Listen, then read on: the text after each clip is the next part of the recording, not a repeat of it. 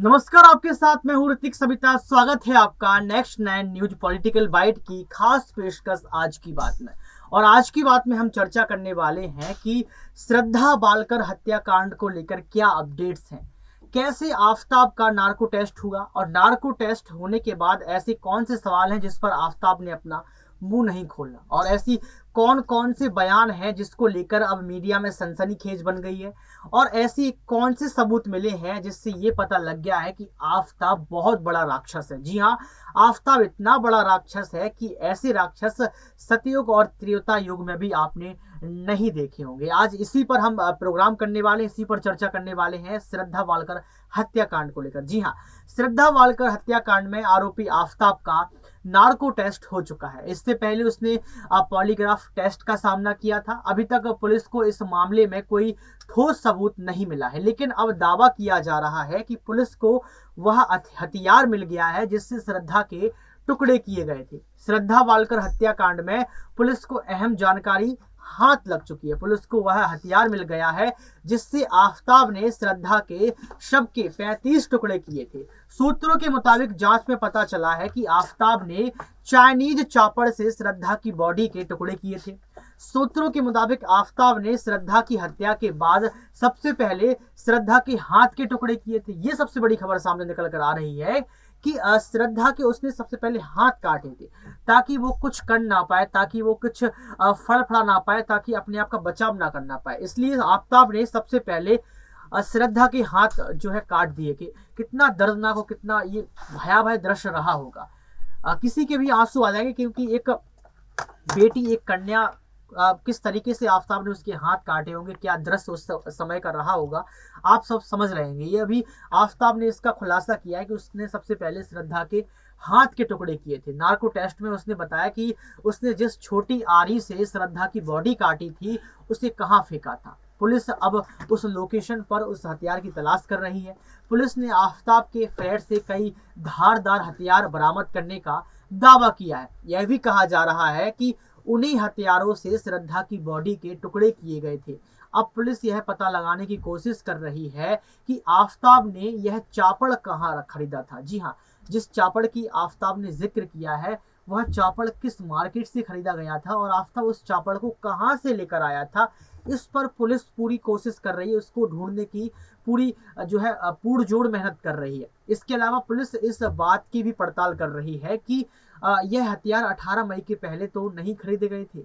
अगर यह साबित होता है कि हथियार हत्या के पहले खरीदे गए थे तो यह साबित हो जाएगा, यह पता चल जाएगा कि आफताब ने साजिश के तहत हत्या की है। जी हाँ, ये अनुमान लगाया जा रहा है कि उस चापड़ के बारे में पता लग जाएगा या हथियार खरीदने के बारे में पता लग जाएगा, तो ये पता चल जाएगा कि साजिश ने पूरी हत्या का स्क्रिप्ट अपने मन में लिखा था और पूरी तरीके से हत्या का उन्होंने प्री प्लान किया था आफताब ने। हालांकि आफताब लगातार यही कह रहा है, यही बात कर रहा है कि उसने गुस्से में श्रद्धा का कत्ल किया, लेकिन गुस्से में किसी के 35 टुकड़े कर देना, इस पर पुलिस जो है थोड़ी सी लगातार सवाल यहाँ पर उठा रही है। और लगातार ये जनता और हमारे दर्शक भी सवाल उठाते हैं, मैं खुद सवाल उठाता हूँ कि अगर आपने किसी का गुस्से में कत्ल किया है तो आपने 35 टुकड़े क्यों किए? और 35 टुकड़े करने के बाद आपके घर महिला मित्र आती है, आपकी दूसरी गर्लफ्रेंड आती है, आपके संग में एंजॉय करती है, चाय कॉफी टी पीती है, उसको भी पता नहीं चलता कि आपने फ्रिज में उसके यानी कि श्रद्धा के आपने टुकड़ों को रखा है और लगातार आप मेहरौली के जंगलों में उन टुकड़ों को फेंकते रहे। तो कहीं ना कहीं आफताब बड़ा चालाक है और आफताब झूठ बोल रहा है।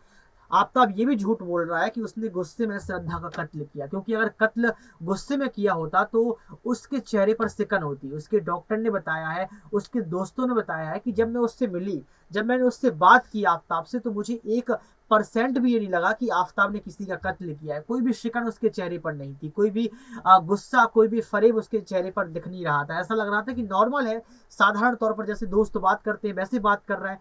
ऐसे ही डॉक्टर ने कहा कि बड़ा चालाक है, बड़ा शातिर है आफताब। सूत्रों के मुताबिक श्रद्धा की हत्या के कई महीनों बाद तक आफताब ने श्रद्धा का मोबाइल फोन अपने पास ही रखा था। मुंबई पुलिस ने जब उसे पूछताछ के लिए बुलाया था उस वक्त भी श्रद्धा का मोबाइल फोन उसके पास था।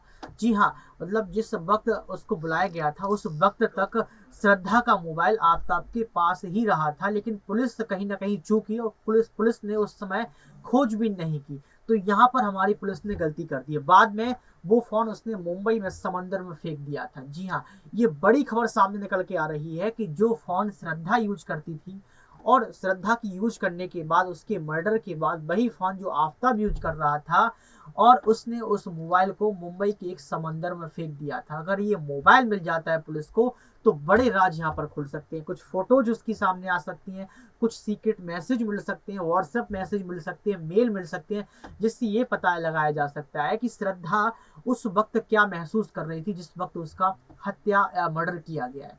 उस वक्त श्रद्धा की स्थिति क्या थी, क्या श्रद्धा ने किसी से गुहार लगाई थी, क्या श्रद्धा ने कुछ लिखा था, क्या कुछ फोटोज उनके छूट गए थे, या बहुत कुछ जो है उसके मोबाइल से मिल सकता था, लेकिन उस मोबाइल को समंदर में फेंक दिया गया है। और पुलिस अगर उस मोबाइल को ढूंढ लेती तो बड़े बड़े सुराग यहाँ पर पुलिस को मिल जाएंगे।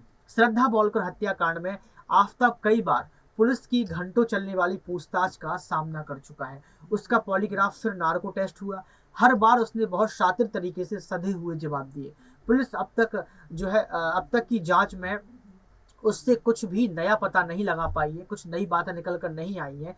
अब ये भी कहा जा रहा है कि पोस्ट नार्को टेस्ट किया जाएगा, जहां पर हो सकता है कि उसको पावर वाला जो है ट्रुथ ड्रग दिया जाए, बहुत शक्तिशाली ट्रुथ ड्रग दिया जाए, ताकि वो अर्ध बेहोशी की अवस्था में सब कुछ उगल दे। ऐसा सूत्रों से और कयासों से पता लग रहा है। पूछताछ के दौरान वह हर समय शांत दिखा, नार्को टेस्ट के दौरान और पॉलीग्राफ टेस्ट के दौरान उसके चेहरे पर शिकन तक नहीं आई।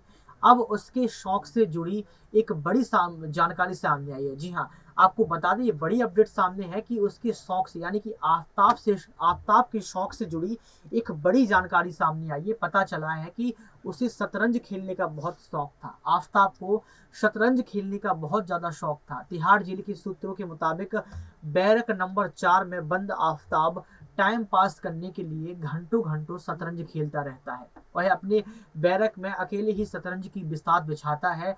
नार्को टेस्ट में आफताब ने हत्या की बात कबूली है। नार्को टेस्ट के दौरान आफताब से जब पूछा गया कि श्रद्धा का फोन कहाँ है, तो आफताब ने जवाब दिया कि श्रद्धा का फोन उसने कहीं फेंक दिया था। आफताब ने यह माना है कि उसने गुस्से में आकर श्रद्धा की हत्या की थी। वहीं पुलिस अब तक इसमें साजिश वाला एंगल तलाश रही है। नार्को टेस्ट में आफताब ने श्रद्धा के शव के टुकड़े करने के लिए आरी के इस्तेमाल की बात को कबूल किया है। जी हाँ, आफताब से जब ये सवाल पूछा गया कि क्या कोई और भी इस हत्याकांड में शामिल है, तो उसने कहा कि इस हत्याकांड को उसने अकेले ही अंजाम दिया है। उसने ये भी बात भी जो है कबूल किया। आफताब ने नार्को टेस्ट में श्रद्धा के शव के टुकड़ों को जंगल में ठिकाने लगाने की बात कबूल की है। पुलिस के सामने भले ही आफताब अपने गुनाह कबूल कर रहा हो, लेकिन इतनी काफी नहीं है। जो बातें वो कह रहा है ये बातें काफी नहीं है। कुछ राज की बातें जो है वो अभी आफताब छुपा कर रखना चाहता है। कुछ ऐसी बातें हैं जिसको पुलिस पूरी तरीके से टटोलने का काम कर रही है, लेकिन आफताब उस पर अपना मुंह खोलना नहीं चाहता है। पुलिस के पास अब तक कोई ठोस सबूत नहीं है। दरअसल नार्को टेस्ट की बात अदालत में सीधे नहीं मान ली जाती है। आफताब ने जो बोला है वो बस एक कड़ी है जिससे पुलिस को अब सबूतों के साथ कनेक्ट करना है। ये बड़ी बात है। और ये सामने से खबर है कि जिस तरीके से नार्को टेस्ट में, पॉलीग्राफ टेस्ट में आफताब ने शातिर दिखाया है, शातिरपनी दिखाई है, उसके तहत पुलिस अब बहुत मजबूत होने पर आ गई है।